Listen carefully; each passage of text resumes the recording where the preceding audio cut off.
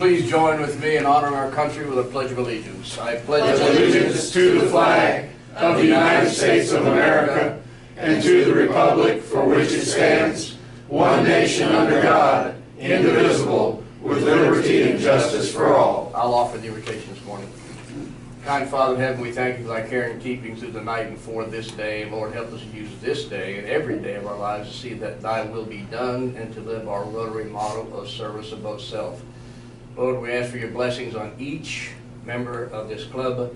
Help us through our struggles. We know you're always with us, and we ask this in your Son's name. Amen. Amen. Mr. Honeycutt. Sergeant. Oh, that's right. We have a fill-in today. That's what I will say. say. Wannabe Wayne. I will say Mr. that AWBH. Wannabe. I will say that I have the potential this morning to get all of my money back. Well, we have so much on the plate this morning. I talked with Wayne, I talked with Rick, and I'm going to give you all a buy and we'll make up for it next week. I do want to say, however, real quick, that our meeting with Sarstedt has been moved to May 8th. Okay, and the meeting will start at 7:30. They'd like for everybody to enter the building at one time. And Okay, that time would be? 7:30. Okay. All right. Meet there between I'm just 7:15 writing and it in the 7:30. Now, I'm bringing an individual that I think is a good fit for Sarstedt, so if you know of an individual, that'd be the time to bring him, because they wouldn't let us go through the plant without the president. So he wants to be part of our group again for the morning. So, May the 8th, bring a guest if you so desire. Very good. Thank you, Wayne. Thank you, Bob. You're a good stand-in when we don't have to pay any money. Exactly. Now, Mr. Biddle may be the first guest we've ever had didn't have to ante up to come in here. That's he's lucky Wayne's not here today. There's more than one way to ante up. That's true. The meeting's not over yet. So. All right, Bob, would you introduce our guest, please? It would be my pleasure. When I first started serving the district, and one of the first friends I met was Bill Biddle. And see, I've been through Billy Black and Gary Dills. The most pleasurable time I've had was with Bill Biddle. And I thank you for that. He is past district governor. If you don't know much about his background, he's not really American, he's not really English, he's actually Filipino. And he just visits us from the Philippines when he gets a chance. As a matter of fact, if you remember his installation, there were more Filipinos there than there were District 70 Rotarians. Now, there were plenty from Asheville, but I was impressed. And they value him, they honor him, and he's worth it. And he was an exchange chair, Group studies. group studies chair Team leader. for 4 or 5 years. Well, I'll brag, Yeah. a lot of years. And then he's been back virtually every year since. And that's been a long time for any of us. And I thank you. This is my friend, past District Governor Bill Biddle. That's you. Does that mean I go up, Ronnie? You may go Is this a up. reflection on my net worth? Very good.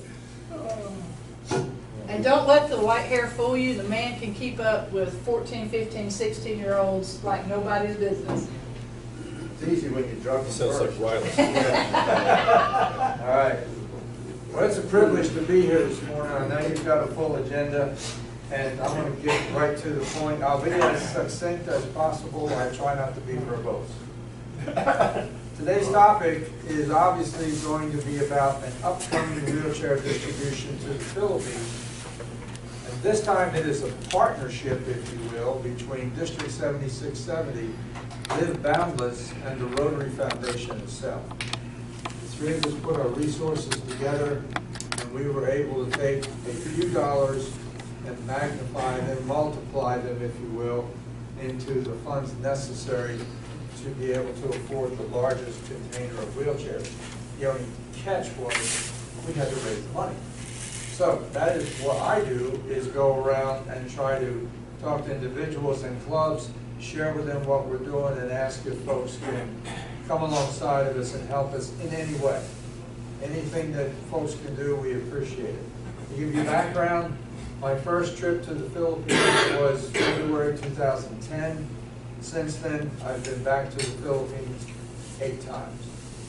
I did not go 1 year because I was district governor, and I felt that my allegiance and time was for the district, and I would not leave the district. But as soon as I got done, I hot-footed it back over there.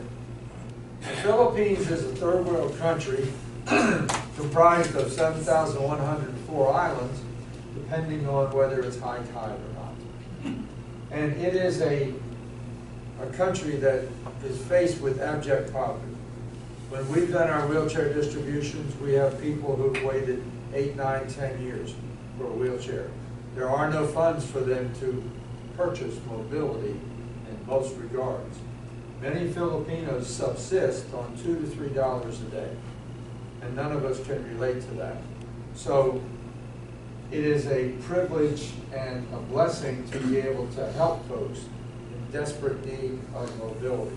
Now, parenthetically speaking, I want to announce to you that David Walker, who's our district governor nominee, myself, Madeline Delt, who's the founder of Live Boundless, put our heads together, and for months we worked on how can we, as individuals, provide a program, District 7670, to give mobility to people, not just internationally, but domestically. And how can we address the needs of those poor citizens in our district who have to have that and don't have Medicaid or whatever other programs are available? I'm pleased to tell you that we have successfully created that. To give you a brief overview, for domestic wheelchair distributions, we're getting used wheelchairs that are in relatively good shape. We're having them refurbished through Caldwell Opportunities, which is a sheltered workshop of people that just do the same menial task over and over. It's in Lenore, and then we inventory those wheelchairs in David Walker's warehouse, which is also in Lenore. And as a club tells us we have somebody that we know who needs a wheelchair, we pull from that inventory that we're building. So as we get a chair donated, we refurbish it, and the beauty is our only cost in that is the actual parts that we have to buy to refurbish that chair. Sometimes it's as simple as new hard rubber tires. Sometimes it's hard rubber tires and a seat, which is made of vinyl. But whatever it is doable. Now, we don't use the refurbished wheelchairs to go abroad because, pardon me for being direct, but the corrupt third world countries will place a customs duty on you so heavy it ends up being the same as a new wheelchair.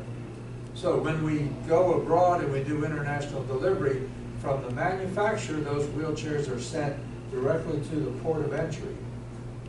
And it ends up being the most convenient way because freight is included in our process. And that's a big part of what we try to do. Now, the other leg, if you will, of this three-legged stool is there are individuals who need wheelchairs, but they need a little bit more sophisticated technology. You've seen electric wheelchairs, they're battery operated, and they're very costly. They run on average $2,300 a piece. I'm ecstatic to tell you that we've had a donor who gave us 5 electric wheelchairs, brand new, and we've had a woman from Franklin whose partner died that had a relatively new wheelchair, same caliber, donated that to us. So we have 5 new, one used, if you will. So we've got all 3 areas covered. We are doing this without Rotary dollars because Rotary does not fund wheelchairs anymore. They stopped funding wheelchairs when we became under Future Vision. It was tragedy because those of us who got the bug when they had the thing called matching grants, could work on a grant and have some dollars go in from the local district or club, and then we could succeed our wheelchair distribution. Not so now. I even had a chance to meet with the Secretary of Rotary, John Hugo, in 2017 in San Diego, and I asked him, would you please help us have somebody reconsider the wheelchair thing? He leaned across the table and said, "Bruh, no."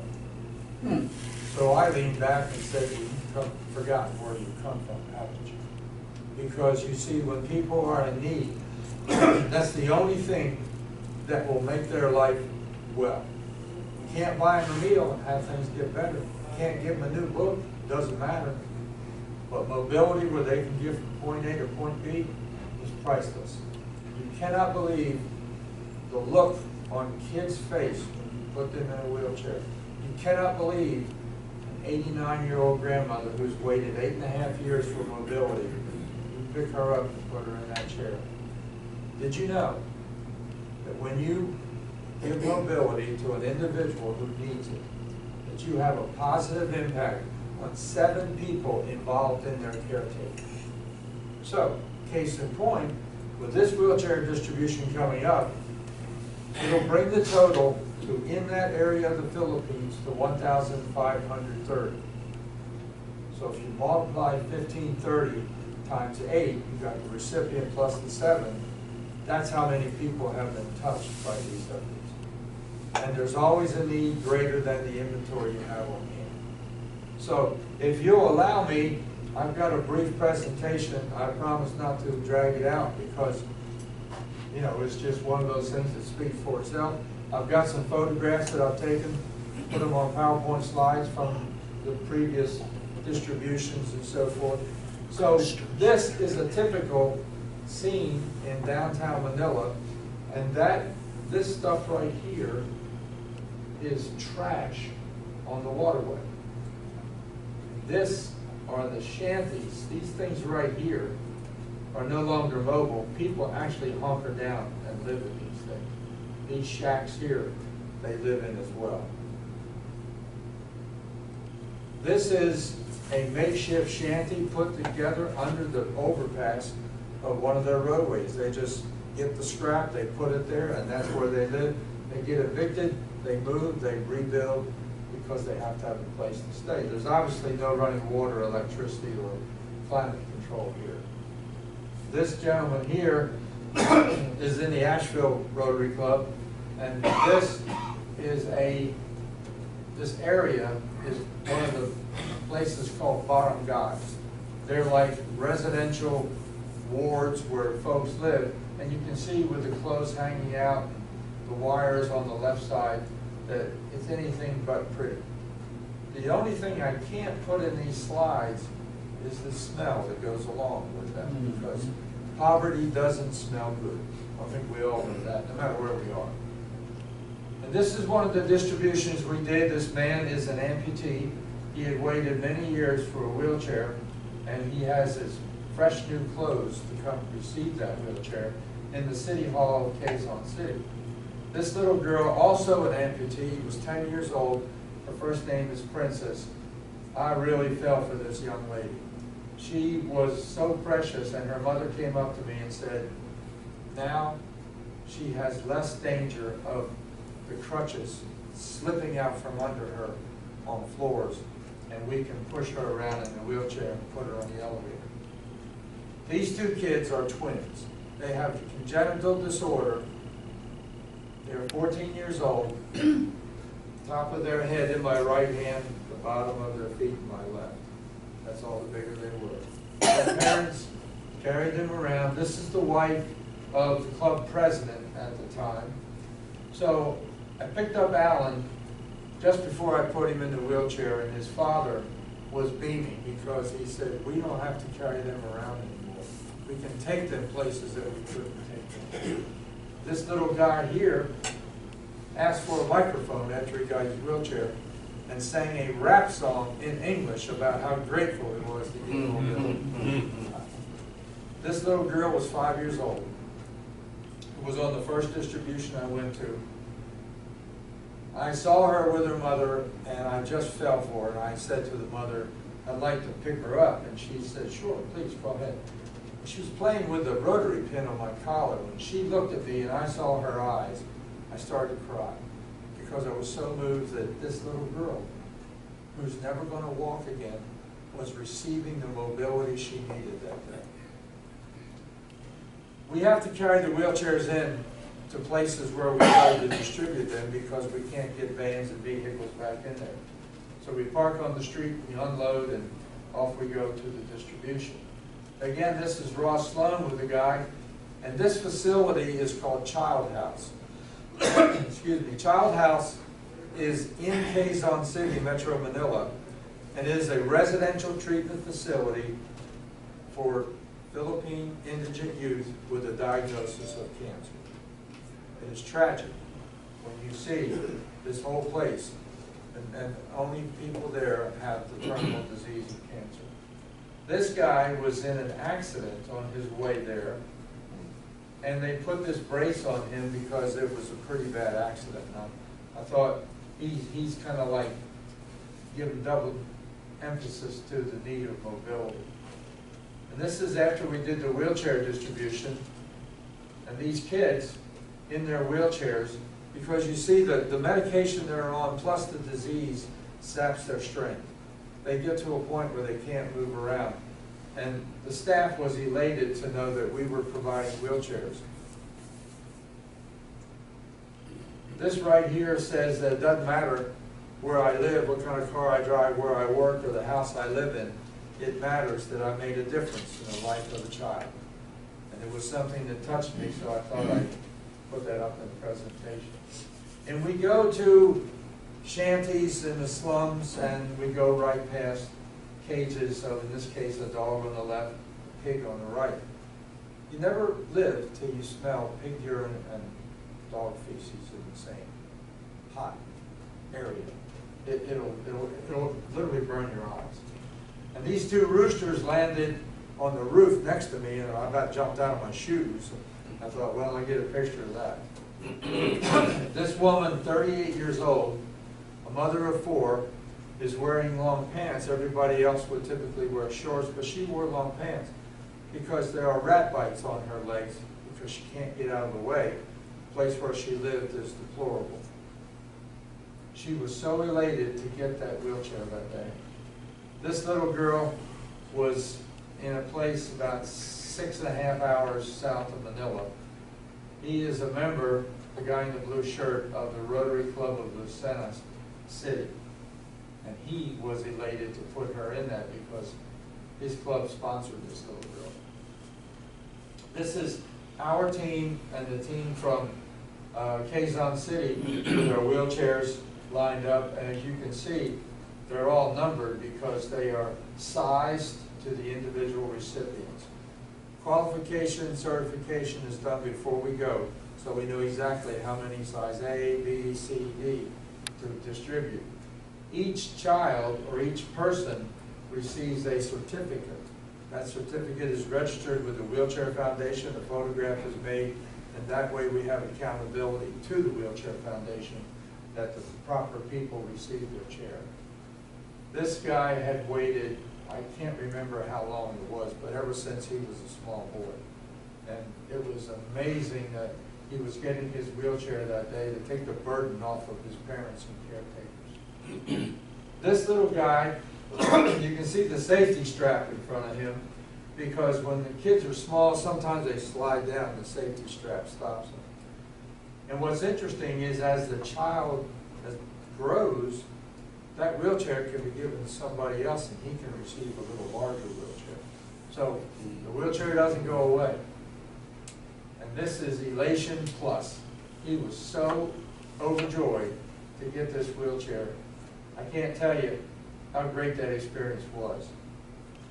And that's the end of that part, but if you'll bear with me, I have one final thing in closing that I want you to see, and then the presentation will be done.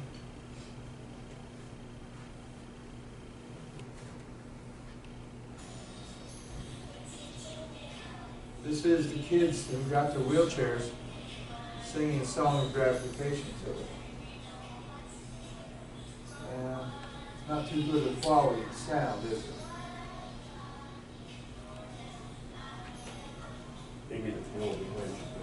Huh? Oh, here?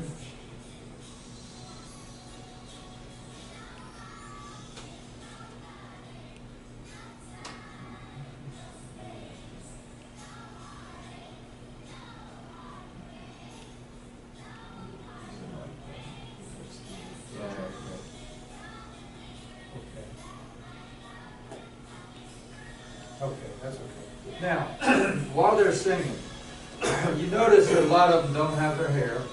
They wear masks because of germs. These kids, you see their wheelchairs, and some of the ones standing up were to go in a wheelchair soon because their disease was taking hold. I came back to the Philippines 8 months after this was made. And I had lunch with the president of the Rotary Club of Cubao West. And Josie told me that she referenced the kids who got their wheelchairs and asked me if I remember them. Of course I did. She said they had all died because they were at that stage of the treatment. But the one thing she pointed out was these wheelchairs gave the next child in line mobility. And when that child died, the next child gets it. And to me, that's a definition of sustainability, because the chairs don't wear out. And it was the only meaningful thing that we could have given them, as I said before. To be able to go from place A to place B was just phenomenal for them. It was interesting to me that these kids were singing a song to us that said, "Thank you for teaching me how to love." When in essence, it's them teaching us how to love and give, because they're innocent beings. And they get plagued with that terrible disease called cancer. We have it here in this country as well, as you know. But it's tragic.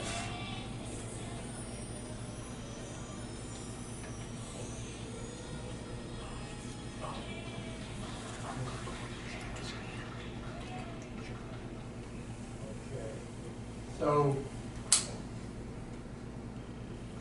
and as I said, the reason I'm here today is to ask if the club or individuals or both would be in a position to help us with any contribution that you could afford.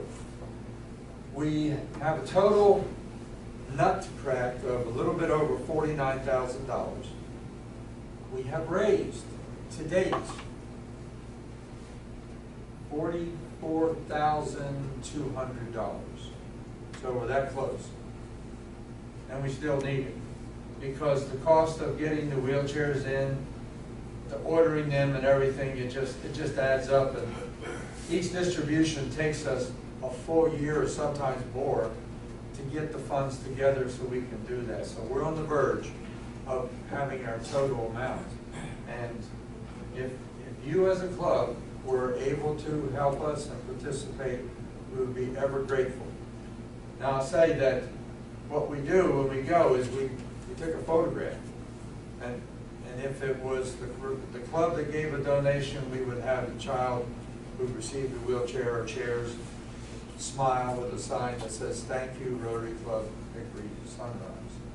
Or if it was an individual, it would say, "Thank you, John Doe, for giving me mobility." And then you have that photograph. You can see that forever. So that is the long and short, the bottom. How many dollars sponsor a chair? $150 buys a chair. Now, they start out at $300 a piece, but because we go through the Rotary Foundation, it's half price. It's a 501c3 entity, and we do that. So, now what we're doing is that all funds are donated to Live Boundless, because that's a nonprofit 501c3. Checks go to me, I inventory them, and then give it to Madeline, who deposits that. And I keep the records of all that, because I'm the Rotarian, and she's the one who's got the 501c3, so it's a good combination. Thank you. Thank you, sir. Appreciate it very much. We usually have gifts to give to folks, but our Sergeant at Arms, Wait a minute. okay, we may have one. One moment. Hang on, I'll be able to give you the gift. Oh, Now, we had one. will you leave contact information for us I so will. we can send, I will. not only, no, thank you, we do have one. This is from our Sergeant at Arms. And he makes these coasters. We look at the camera and hold it up there.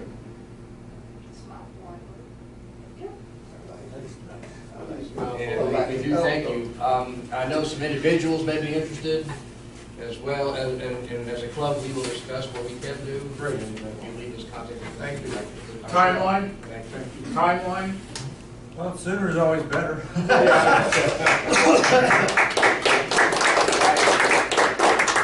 I can attest to a little bit about what he's talking about. I worked for years, summers, at a muscular dystrophy camp.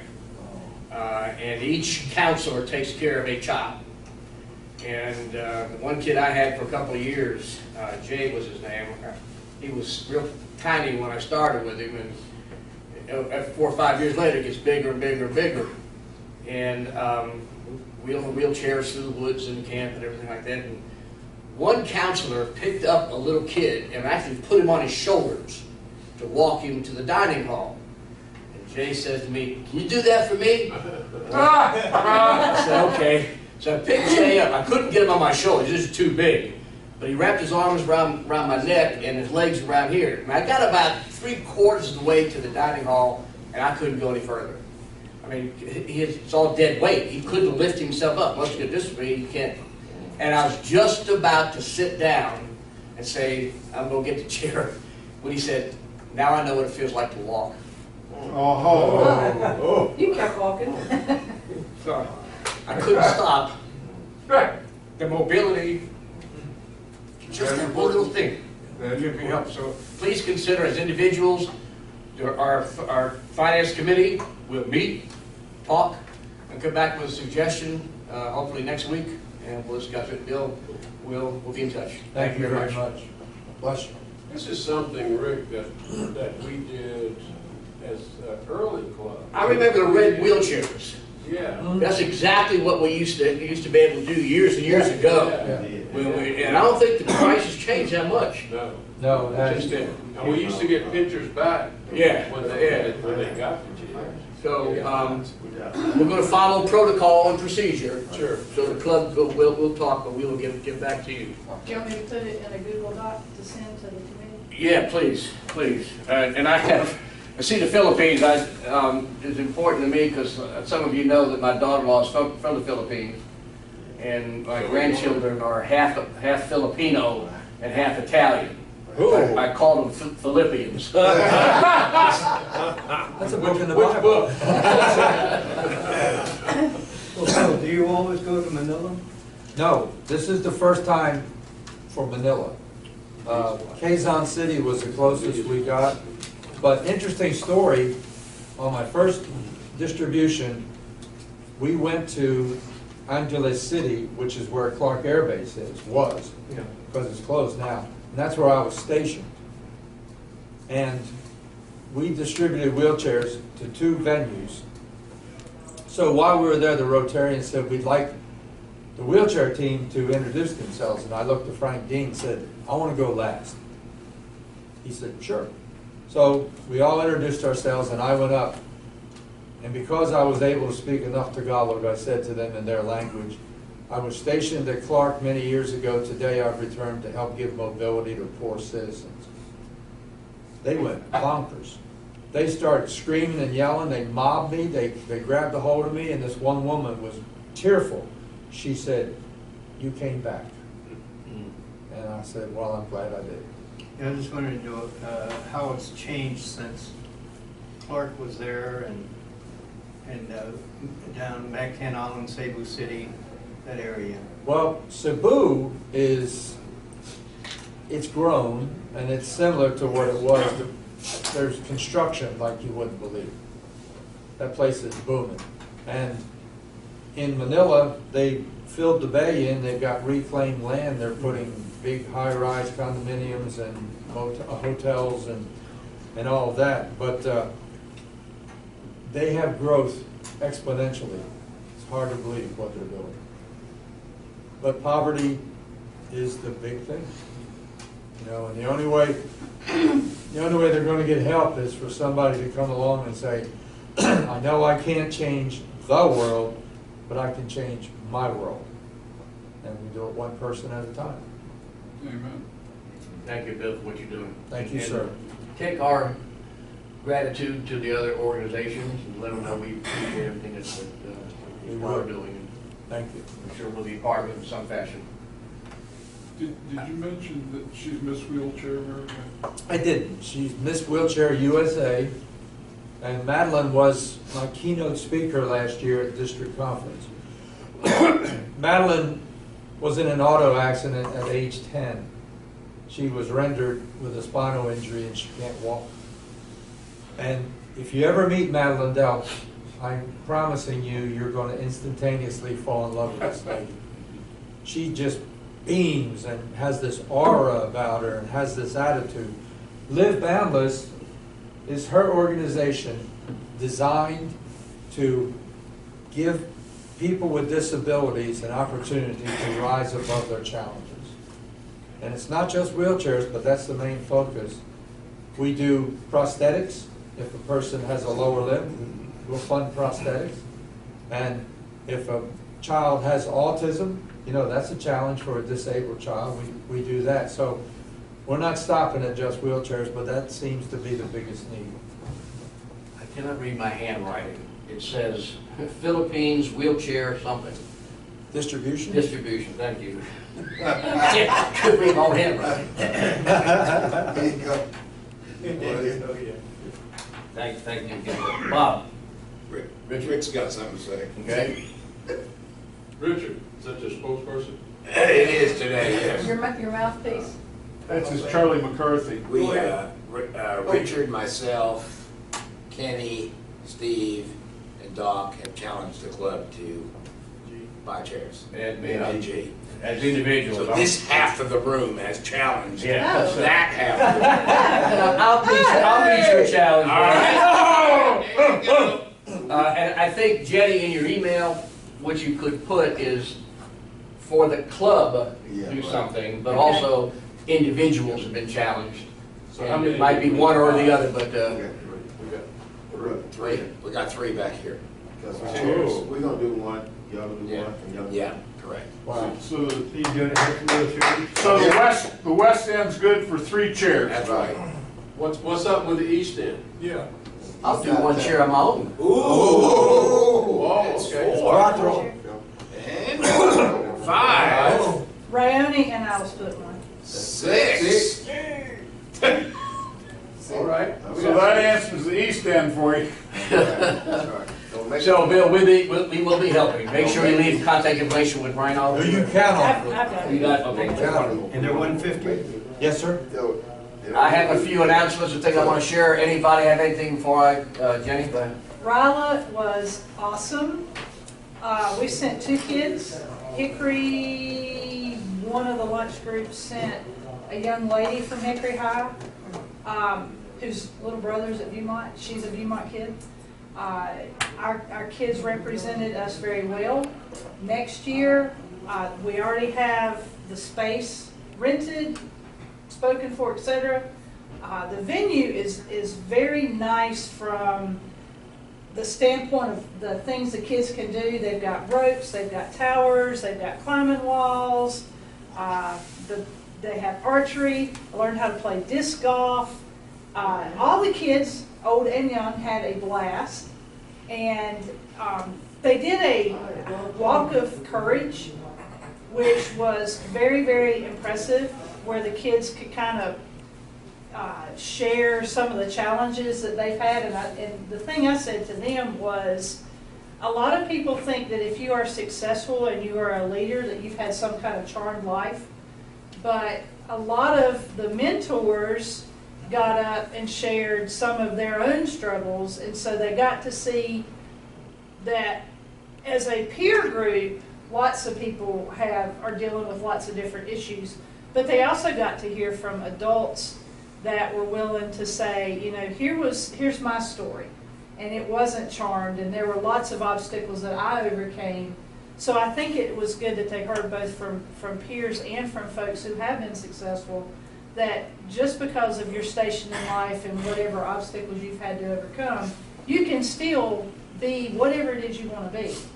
I think the future of the country is in pretty good hands if you look at this group of kids, because there are a lot of great kids in that bunch. I would challenge us to try to send double the number of kids next year. I would love for us to send 4 or 5 kids next year. And I will do my part to kind of cherry pick kids that I at least know personally. The 2 that we sent they're going to come on the 17th. Thank you for giving that date of April and talk about their experience. But I would like us to increase our numbers, and they would like to go back. So just wanted to give you that update. And thanks for sending me. It was great. And thank you for going. How much is it for each child? 3. 300? Yeah. That's half price what it used to be. Yep, sure. Any other information, announcements before I give my things here, Bill? A number of us participated Saturday on the Stop Hunger Now program. Rise Against Hunger. Rise Against Hunger. Someday I'll get that straight. When I left when we were kind of sweeping up, and the final count wasn't in, but we were pushing 50,000 meals. I don't think we quite made 50,000. 50,112, I believe, was what he posted. Okay, all right, so we did make 50,000. Very good. Thank those of you who did go. Steve? Phil, I don't want that brick to stop growing moth before you move it Whoa. for somebody. I just wanted to make that point. So. Just so Bill knows what we're talking about. I know what I you're thought talking it was just an about. honor to carry it. I was planning on taking this. It's not your pet rock. But it's named Rick. I mean, I'm going to have to give it up. It's got a name. No, say it. It's Rick. Rick. Bill Rick. Well, you know what the nice thing is, you're no longer 1 brick short of load. Now we can just work 3 sheets to the window. All right, yeah. It's a breeze. Who's in control of this group here? You, apparently. Next week we'll have a club assembly. I want to talk about the budget. I'm sure you have your copies that I sent out, but just in case, I'm going to make copies, and I'll have copies for you here, so that we can discuss. And we can talk about RILA and what we want to put into the budget. A heads up, as I mentioned before, our anticipated income is less than what we had anticipated for this year, because we're basing those numbers on what our actual numbers are for this year. And so we have to be prudent in our expenses, and we had some good discussions that we at our retreat that I'll share with you guys. The May 18th Leadership Institute. Ryan's already signed up. I'm registered. Joe Westfall said he wants to go. Now, has anybody else, are you going? Are you registered? Not yet. Okay. Not registered, but Did they send you something? Email? they meaning who? District. The district. No. Because you can only, that thing that I forwarded to you, you can't use it to register. That's an information thing. You have to get it directly from them and register when they send it to you. Okay. And so if I can get a list of people who want to go, who have not been able to register, I'll talk to the folks, because I think I won't be here next week to help register, but the following week I'll have my computer and we can get on DAC-DB and get it. perfect. That's perfect. Because you have to be on DAC-DB in order to do the registration. Rick, I've got some training I'm going to be doing in Asheville, like 21, 22, Okay. 2021. And this thing is the 18th. 18. It's a Saturday. Just Saturdays. One day? It's 3 hours. The morning. 9 to 12. Yeah, 9 to 12, basically. okay. Yeah. So I'm yeah. Okay. So I need to go on Rotary's. DAC-DB, DAC-DB. Go to Rotary District 7670. Up in the upper right corner, it'll give you a chance to enter into DAC-DB. if you log into DATDB and have your Rotary magazine handy. Sure. Your membership number's on there, and that'll be your password into the program.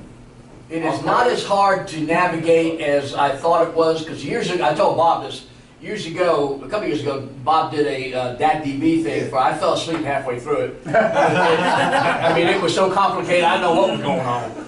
Well, now that I'm in the position I'm in that, well, maybe it's his delivery It style. might I have been don't my know. verbosity. But anyway, once I got it, it's written, the number on your Rotary magazine is your ID number. That's, it's pretty easy to navigate through, a lot easier than I thought it was gonna be. Your computer will remember your sign-in after you're all done. That's the key point. Yes, Just Glenn. one real quick about April 24th. I don't know if I need to bring that up on a site visit. Go ahead. Walk with me, I sent you an email. Yeah, well, go ahead, mention it. With the club voted to give the Walk with me some money, right? Remember the horse? Oh, yeah. Anyway, horse, this yeah. lady's invited us to come and she'll serve us breakfast casserole on April 24th for club meeting. Okay. I sent, Who's got that's my day. Okay. I know she did a program, but I thought Even better. Arnold could present the Hands-on, check even and we better. eat breakfast and maybe ride a horse. I don't know. So anyway, Shovel April some goo. 24th from 7 to 8. Okay. So, Will you send us an address? I can, yes, Okay. yes, I can do that. And we'll April mention it 24th. again next week. and Sure, stuff like that, sure, okay? yeah. Great idea. All right. One of the things I learned at PETS was the idea of meeting off campus. A lot of clubs are doing that, and Tiffany suggested we consider that, not just us, but all the clubs. And so going to the horse farm and going to Starstead was pretty good. We went to CBCC and just, that was a great meeting. Good stuff. We'll talk about fundraising ideas that were generated at the retreat next week. Yeah, that's the point. Jen said she'd like to see us send 4 or 5, maybe 6 kids next time, which is great. We might like to do a dozen wheelchairs, which is great. But to do those things starts now when we pick our projects, like our dances and whatever, and get our butts out and sell the tickets, sell the advertising, and make the funds that let us do these things we'd like to do. Okay, on that note, Other things we think, say, or do. Well, time out. I've discussed this with Rick and Bob last week. Fellas, on the emergency kits, the emergency packages, shelter box, $1,000. Yeah. I'm gonna get together door prizes, won't be guns, because I know some people don't like the gun. I like that. And I'm gonna print up 1,000 tickets. If each person can sell 20 tickets, we can buy a box. If you can't sell the tickets, buy the tickets. how many are you gonna print up? 1,000 All right. at $1 a piece. I'll take 500 of those and sell them. Okay. Whoa. I'm gonna print up 1,500 tickets. Did everybody notice that Steve said that, he put his hand on his hip? All right, Steve, lead us. Lead us. Other things we think, say, or do. Is it Is it true? Is it fair to all concerned? Will it build goodwill and better friendships? Will it be beneficial to all concerned? Will it be fun? Hey, Bill, as you visit